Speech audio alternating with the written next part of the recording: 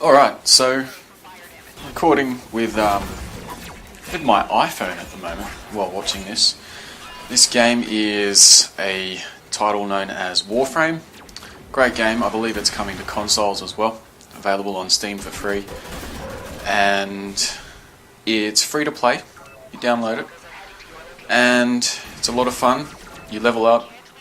You upgrade, improve your gear, your suit. The Warframe is that funny suit that I'm wearing, and there are all different types of suits. This one's a fairly standard one. You have an option of 3 to start the game with, and it's generally, this is probably the more generic one, and then there's 2 others, and it's cool. You'll see. I have a lot of fun playing it. Oh, I thought I was going to shoot it. Shoot it! Yes! Oh, I need a cigarette after that. Cool, so I've got my iPhone, so I'm not restricted to my desk, so I can pace while I talk, because I like that. This video is kind of me just ranting, trying to get a few things out of my head and into this video you're now watching. It's a warm day here at home. Hopefully you can't hear the air conditioning. It's in the next room, so you shouldn't be able to. And oh yeah, the cool thing about this game, you can solo it if you like. You can do pickup groups, and it's kind of a queue. So you have teams. You go around in squads of 4. You can do little raids, missions. This is a standard mission: run around, rescue someone. Yeah, rescue the captive. There you go. And it's really cool. I love the social aspect of online gaming. It's so much fun. And it's addictive too. I don't understand it. Most games are fun when you got people to just play them with. Everything's better with friends. So anyway, this video, I wanted to talk a bit about the Bible, its funny old laws, and the fact it doesn't seem to make sense. So sometimes it doesn't make sense, but the way I put it is, the Bible makes a whole lot more sense if you understand the world it's written in. And in particular, you got to understand ancient religion. So Babylon, Assyria, Mesopotamia, those ancient faiths which people tended to share, and what it was like for the Jews to be introduced to this one God, whom they called Yahweh, and what that meant and how that changed things. Because it's just a completely different world. So we'll start with a few things we take for granted, right? First thing is that to them the world was flat. They thought in the Bible, Old and New Testament, and for a very long time through the Dark Ages, that if you sail long enough on a boat, you would fall off the end of the world. And that's what Jesus' disciples believed, and that's what the prophets believed. They had no other explanation. I mean, people didn't travel, on average, more than 60 k's from their house. And this thing is cool that I'm doing here. See that? Yeah, it's a pretty simple little code. You just click it, make it line up.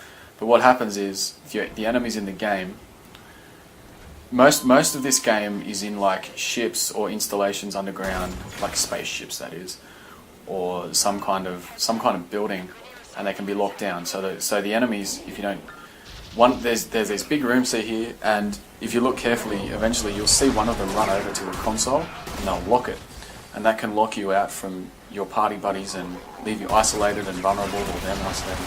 It's a fun mechanic and it's cool, and you have to hack it by clicking those little wheels and then lining them up, or you can buy a cipher, which is like a consumable hack, and it just does it automatically for you in a microsecond. Anyway, so much for hacking security in Warframe. So most people never travelled very far. I mean, how could you? These people lived as subsistence farmers, hunter-gatherers, primary producers, maybe worked in the army, in the military, worked as slaves. Fairly basic economy, and you didn't travel much. So the world was flat. That's the first big difference. And that has a big impact when people talk about the land or the earth. They don't have any concept of a planet or a globe floating in a vacuum known as space. To them, the whole world is just, well, it's just their particular part of the ancient Middle Near East, Mesopotamian region, or North Africa, Egypt. The other big thing is the sun, moon and stars and the sky, night and day. The ancient world has a religious view similar to that of Hinduism, and you'd know it as polytheism, where they believe in many gods. And the importance of this cannot be overstated enough, because the fundamental shift that the Jewish religion brought, not even the Jewish religion, but the earliest Israelites from Abraham, because they didn't call themselves Jews for a long time, but the faith they had in Yahweh, and the law and practices handed down through Moses, and the covenant they had with God through Abraham, that was very different, because they had one God, whereas they were used to having many gods. And before Abraham, and even throughout the time of the Jews, they were surrounded by people who believed in many, many gods. So there's a God for everything, literally everything. Like your family has a God, your tribe has a God, your nation, your king has a patron god, your city would have a god, your trade and vocation would have its own god. Every time of the year, aspect of nature, god of summer, winter, river, mountain, tree. The chief god of the Babylonian religion was a guy known as Marduk, who was, sometimes portrayed as a bull god. He was the god of magic. The other important one is a goddess by the name of Ishtar, who you may have heard of, and she was the goddess of sex, love, and war, but mostly sex, because that's fun. Always has been, presumably always will be. And so there's many gods, and the sun, moon and stars were not known as balls of gas burning billions of miles away. No, they were gods and goddesses. And the sun, and people get this idea because they describe, angelic visitations, visions from the gods, or spiritual experiences where they see a blinding flash of light. Right? And they're up high in the sky, and there's this status of, people being in a hierarchy. So the higher up you are physically, the higher up you are spiritually or politically or whatever. So the highest thing you can look at is the sun and the stars, and they're up there in this roof. It's not known as an empty vacuum, endless space. It's a roof to them, and they're all gods. Because they're bright and shining, and they're up high where you can't reach them. Therefore, they must be gods in this ancient thinking. And that's what else? If you didn't have any other explanation, what would you come up with? I don't blame them.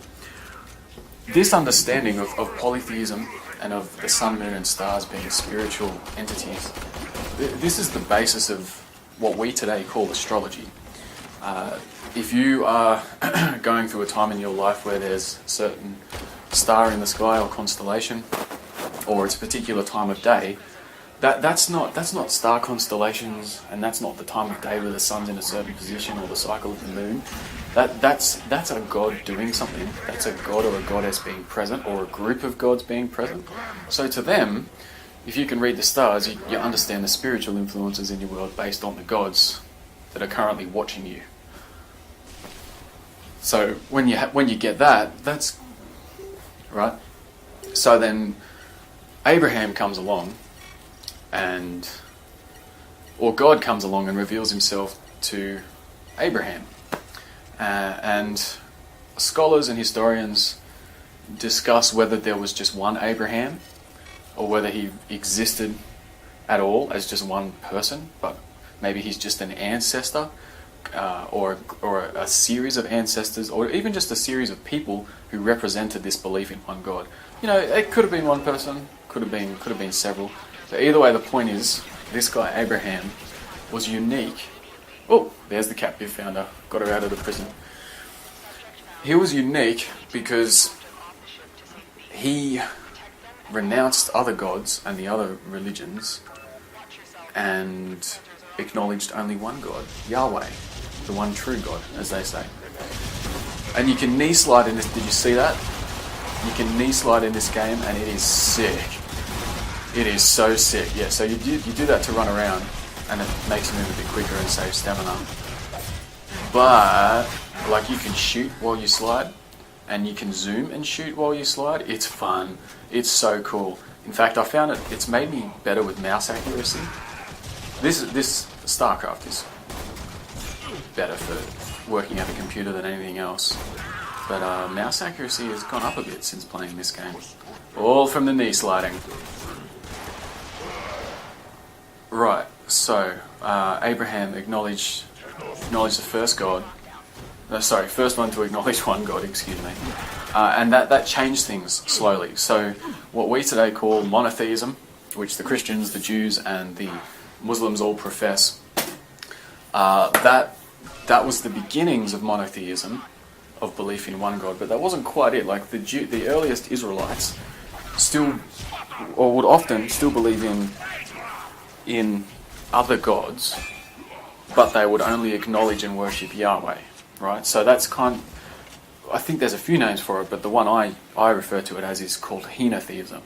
So King David, Saul, their time, Samuel, the times of the judges in the Old Testament, a lot of Israelites likely had a range of views on how the spiritual realm worked. Like some would have been really strict monotheists that said, no, there's only one God, all these other gods are just false. Then there would have been others who said, yeah, they're false gods, but they still exist. We just don't worship them, you know. And then at different times throughout Israel's history, some Jews would kind of go to these other gods for favors and engage in the rituals and worship and sacrifices of these other gods because maybe they thought Yahweh wasn't getting anything done. Yeah, these guys are annoying. They have like this shield, big metal plate, and they hit you with it. They're so annoying. They're so annoying. I don't know what's going on. Yeah, you're shooting my rescued prisoner. Leave her alone. Yeah, that's right. I hope this game isn't giving you motion sickness, by the way. You tend to move around a lot and look at everything. When you're playing the game, it's different because you're expecting to move. It's kind of like playing StarCraft as well. Like if you watch someone play it, you might get motion sickness because they move the screen around so much. But when you're playing it, you anticipate it.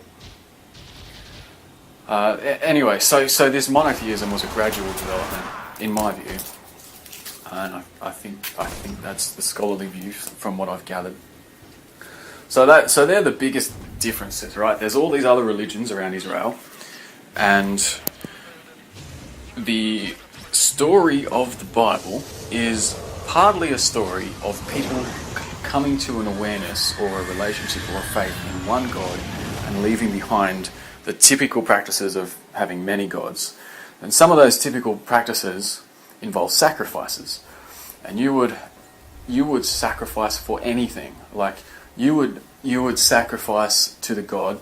Wait, before I can tell all the things you would make sacrifices for, you need to understand why. So in the Christian tradition, and the Jewish tradition, they would have their animal sacrifices as a means of cleansing the people of sin or wrongdoing or evil, right? It's a way of the sin has to be paid for, in theory, and so someone has to die for the sin, so the animal, the scapegoat, takes the fall for you. Now, this game, check it out. That thing there is a death cube and it follows me around and does stuff for me. And you pick up these cards as you go, and they're like the upgrade modules for your stuff. I don't know what to call them, but they're upgrades. There you go. Compatible mods. Yeah, mods they call them. And they all do different things. Shoot faster, shoot harder, shoot higher, typical upgrades. Item drop chance. Yeah. So, but with the other religions, these polytheistic Mesopotamian traditions, the gods hate you. That's the difference. The gods absolutely hate you and me and everyone. In the Babylonian tradition, humanity was created to be the slaves of the gods in the pantheon, and we were created to do their dirty work and a whole pile of shit kicking and all the rest. Right? We were nothing to them. That's a huge difference to the God of the Jews, Yahweh, in that this God Yahweh is invested in people's future and he cares about them and wants to bless them. So the belief developed that the religious belief developed that to get the gods to help you, then you need to appease them, please them, make expensive sacrifices to them, engage in tricky rituals to like manipulate them, I guess, in some cases, or force them, or exert your will, or charm them, or whatever it is. You've got to go through a whole lot of bother to get them to help you, basically. Not the case with Yahweh, right? God wants to provide, doesn't want to make sacrifices, doesn't want you to sacrifice. And the idea of sacrifices is, the more costly it is for you, the more appealing it is to the God. And the more painful for you, the more pleasing to the God. So sacrificing a newborn child is worth more than sacrificing someone who's old or about to die anyway. Sacrificing a choice animal of your flock is worth a lot more than a rubbish one. Sacrificing a live animal or an animal is worth more than sacrificing plants and crops. And you get the idea, you know, someone of the royal family, a royal sacrifice is worth way more. Sacrificing a beautiful young virgin woman, that's worth a fair bit. That's a fairly standard theme you'll find. No one wants to sacrifice young virgin men. Nah, stuff that. Who cares? What's the matter, bro? Can't you lift? Why are you still a virgin? So anyway, sacrifice as a system. Now, in the Levitical law, in the Old Testament, you'll notice that apparently God still calls for sacrifices, right?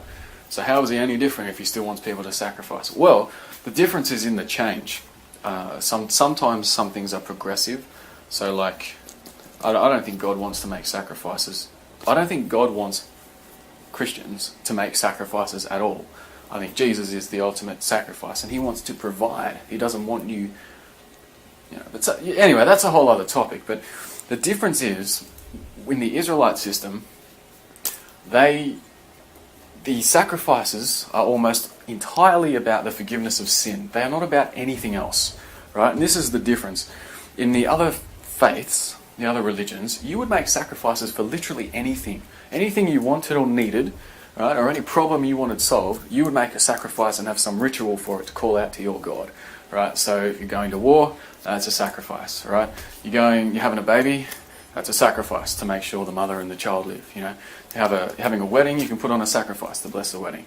You're hoping for a good harvest, or it's planting time, or you need rain, or you want the rain to stop, that's a sacrifice, right? It's like a prayer. You make an offering to get the God to help you and fulfill your desires and solve your problems. For everything though, like everything. The difference with the Levitical tradition, the Mosaic Abrahamic tradition, is that Yahweh, God, is a provider to people, wants to bless people, wants to protect them and help them, right? At the cost of trust, not at the cost of a sacrifice, right? And then, so, yes, there's still sacrifices, but only for the forgiveness of sin, so it's limited. And I think that's an important thing to get your head around. The Bible just... Oh yeah, so this, I suppose I should explain this. The game's kind of interesting. There's a few things you do. But you start off at Mercury, at the planet Mercury, and you work your way out as you level up. So there's the map.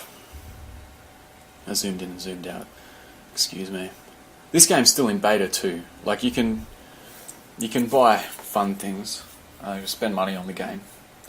The whole free-to-play model is very ubiquitous, very interesting. I think the game industry is as far as industry goes and business models go, it's fascinating to watch how people innovate. And I love Steam. I love my Steam library. Thank you, Valve. So there's a map and you go through the solar system and there's a few factions and you fight for supremacy or freedom or something. So where was I? The sacrifices, the limits. The world is just, it's different to them when the Bible's written. So you never can take an ancient piece of writing or an ancient artifact or an ancient message or anything and then interpret it in your way, in light of your modern culture. And that makes sense when I say it. That's reasonable enough. I don't think anyone would argue. And that's pretty much the first thing you learn if you ever take a history class, right? Understand your source before you try to interpret it.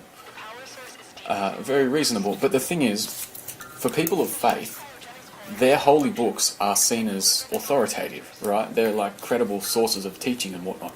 And so we have an understanding of formal writings where they're like historical accurate information or they're like scientific. We come to the Bible with a textbook mindset. We're looking for instructions and we're looking for the list of knowledge, and we need it like subheads, contents page, references page, glossary, exposition, analysis, step-by-step explanation that builds on the stuff before it. And so the Bible is not a course on how to be a Christian or how to be a Jew or how to be a Muslim, right? The Muslims have a lot of the same stuff that's in the Bibles because Muhammad knew a lot of Jews and Christians in his day and took a lot of teachings from them. So the thing is, the Bible's like a few dozen books, 66 or a few more depending on what canon you've got. It's a whole bunch of books that are written for all very different reasons by different people. These robot walkers are a pain in the backside. They are the bane of this game, seriously. Other things are hard, but such a pain. They're just hard to kill. Anyway, so got distracted there, sorry. What was I saying?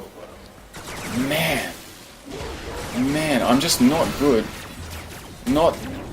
at coming back to what I was talking about before. It's all the flashing lights. So, yeah, the Bible, it's an ancient source, and each book works differently to the other ones, right? There'll be different genres, so some are poetry, some are prophecy, some are history, like some are just plain old history. Some of them aren't. Some of them are like history, but an interpreted history. Like the Book of Ruth is not a strict, accurate historical recording of how Ruth married Boaz. Like it kind of is. It's like a movie based on...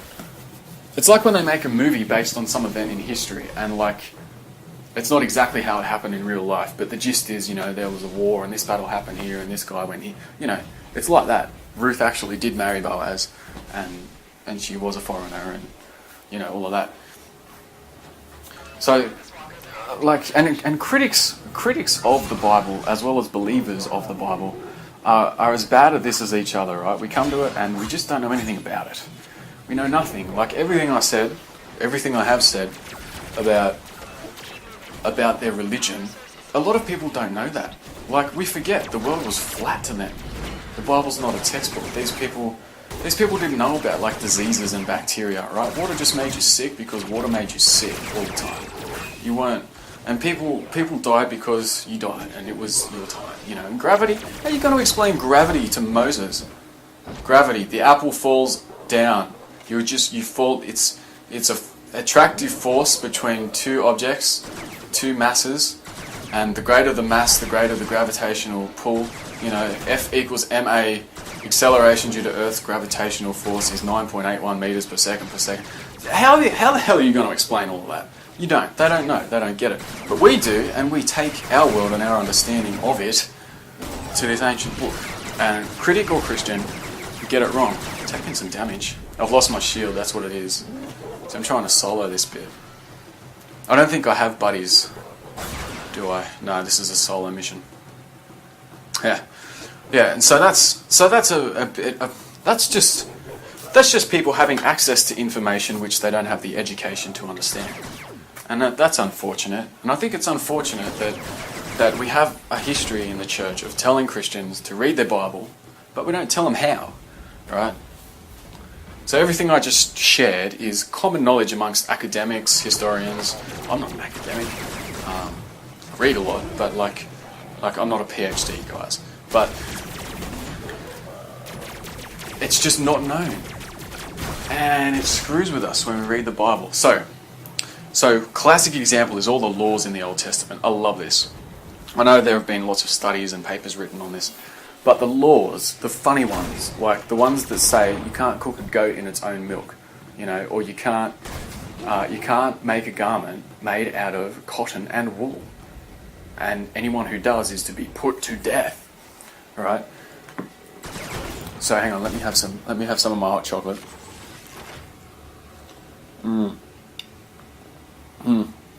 So that's my shotgun. I started off with a rifle, but I like the shotgun better. So the mixing of fabrics to make a garment. There's a few other funny rules as well, like, you know, the Jews couldn't eat pork. They still don't. They're strict ones. You couldn't, when you're planting a field or a garden, you don't mix two types of crop in one field or one garden bed. And those laws seem ridiculous to us, but we don't understand the ancient religion of the day, do we? The thing with eating pigs, not being allowed to eat pork, is often explained away by saying it's a hygiene thing. They didn't want to get sick. I think there's a partial truth to that. With the animals, there's a whole bunch of crops and animals the Israelites weren't allowed to grow according to the law given to them by God. And some of that's hygiene, some of it might be economic viability for a fledgling nation to try and grow the most expensive, least profitable, least survivable crops. You know, so they just outlawed it and made it part of their religion. That's the other thing. Law and there is no separation between religion and government in these ancient nations, as in a lot of other nations today. Religious authorities and legal authorities are the same thing. In fact, religious, legal, and royal authorities are all the same thing. So the king is the law, makes the law. The king is like the head of the religion, makes all the rules, and is the divinely appointed ruler by right. You know, that kind of... That's another thing we miss. So, like, all laws of society involve their religion somehow. No matter... Almost all these ancient societies are like that.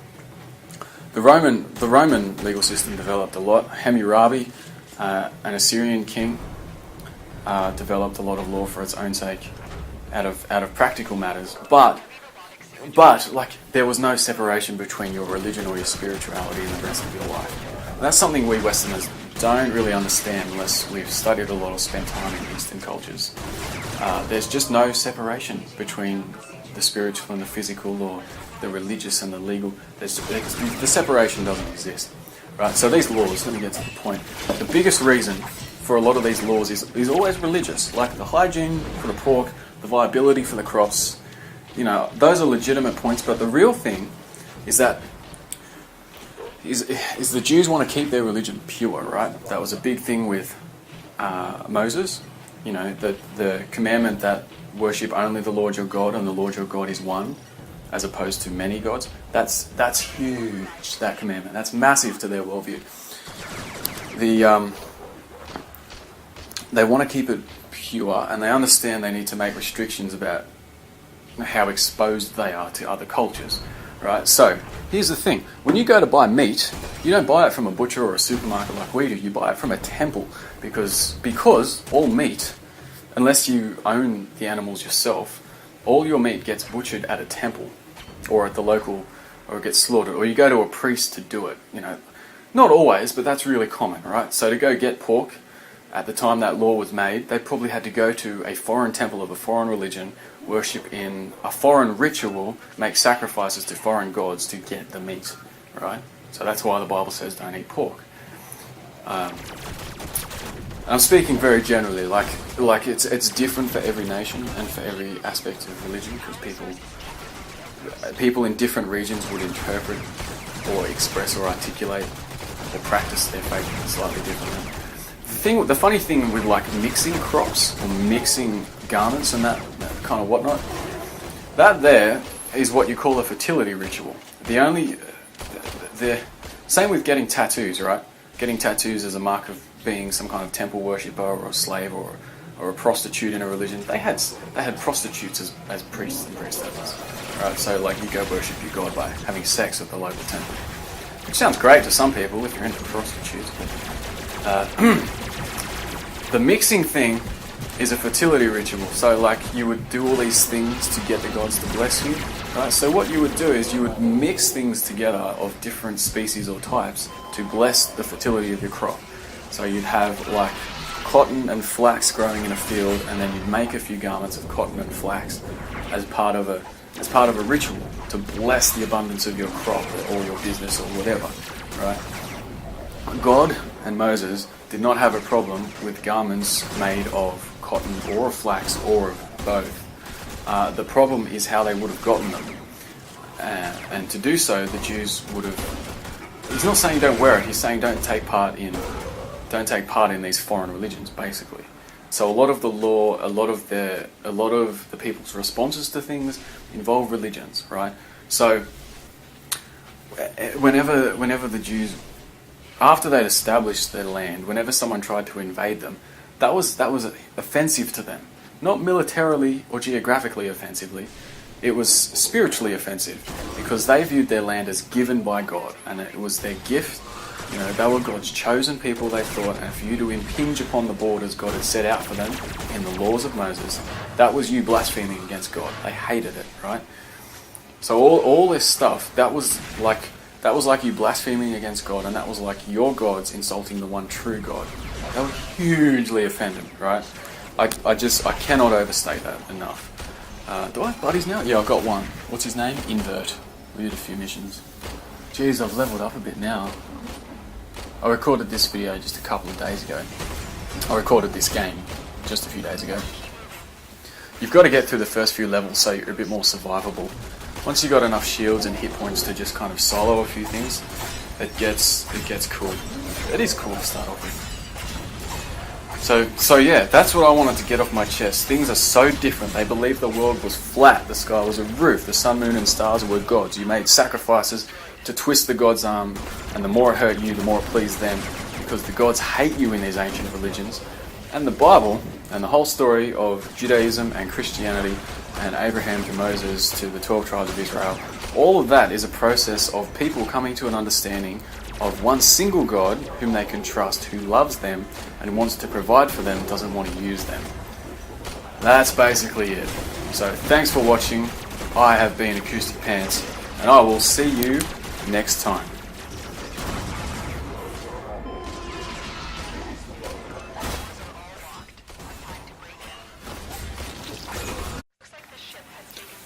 Alright, so recording with my iPhone at the moment while watching this. This game is a title known as WARFRAME. Great game. I believe it's coming to consoles as well. Available on Steam for free. And it's free to play. You download it. And it's a lot of fun.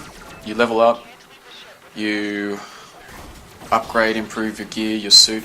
The Warframe is that funny suit that I'm wearing, and there are all different types of suits. This one's a fairly standard one. You have an option of 3 to start the game with. So sometimes it doesn't make sense, but the way I put it is, the Bible makes a whole lot more sense if you understand the world it's written in. And in particular, you got to understand ancient religion. So Babylon, Assyria, Mesopotamia, those ancient faiths which people tended to share, and what it was like for the Jews to be introduced to this one God whom they called Yahweh, and what that meant and how that changed things. Because it's just a completely different world. So we'll start with a few things we take for granted, right? First thing is that, the cool thing about this game, you can solo it if you like.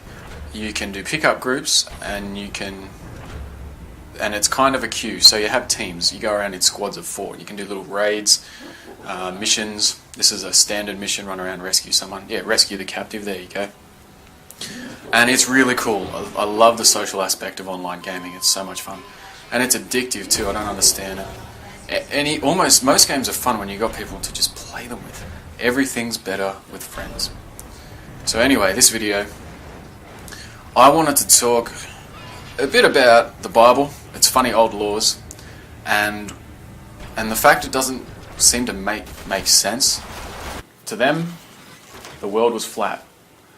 They thought, in the Bible, Old and New Testament, and for a very long time through the Dark Ages, that if you sail long enough on a boat, you would fall off the end of the world. And that's what Jesus' disciples believed, and that's what the prophets believed. They had no other explanation. I mean, people didn't travel, on average, more than 60 k's from their house. And this thing is cool that I'm doing here. See that? Yeah. It's a pretty simple little code. You just click it, make it line up. But what happens is, if the enemy's in the game, most of this game is in like ships or installations underground, like spaceships that is, or some, and it's generally, this is probably the more generic one, and then there's two others, and it's cool. You'll see. I have a lot of fun playing it. Oh, I thought I was going to shoot it. Shoot it. Shoot it. Yes. Oh. Oh. I need a cigarette after that. Cool. So I've got my iPhone, so I'm not restricted to my desk, so I can pace while I talk, because I like that. This video is kind of me just ranting, trying to get a few things out of my head and into this video you're now watching.